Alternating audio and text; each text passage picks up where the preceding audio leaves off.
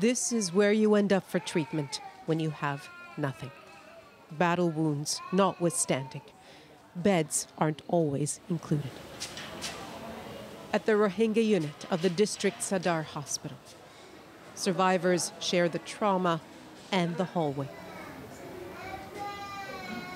A recovery room for a mother with shrapnel wounds and a girl who escaped a campaign of killing at home only to be hit by an army vehicle here in Bangladesh. There is still so much to grieve.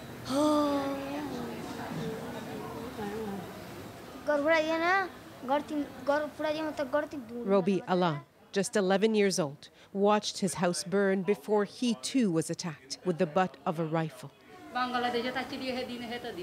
His arm was swollen and he was dizzy, says his mother. We rushed to Bangladesh. We don't know how we made it here. Just shy of 500,000 have now made it here. 60% are children, making their way in places unfit for children. We visited to see for ourselves an established camp bursting with new arrivals. We are right inside the Kutu Pelong refugee camp. There's 150,000 people here officially. We don't know exactly how many people there are. The possibility of disease is enormous. And of course, the biggest concern among health workers is cholera. That would be devastating.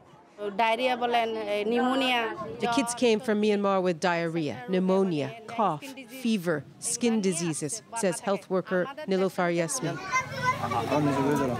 So with the UN's help, Bangladesh has mounted a Herculean effort to get ahead of outbreaks and vaccinate every Rohingya child.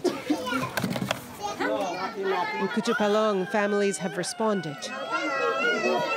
Some kids even come alone.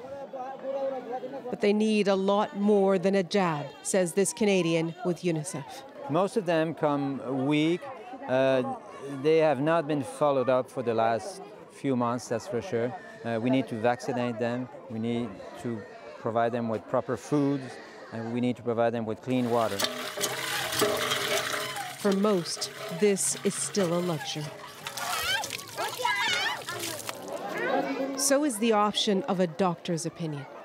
Shafika Begum and her 3 children have simple fevers and no one to consult. Their other aches will be harder to heal. Their father, she says, was killed by a bullet when their village was ambushed. Her message to the Burmese government: we just want peace. They have found a kind of peace here. But at what cost? And who, beyond their children, will pay?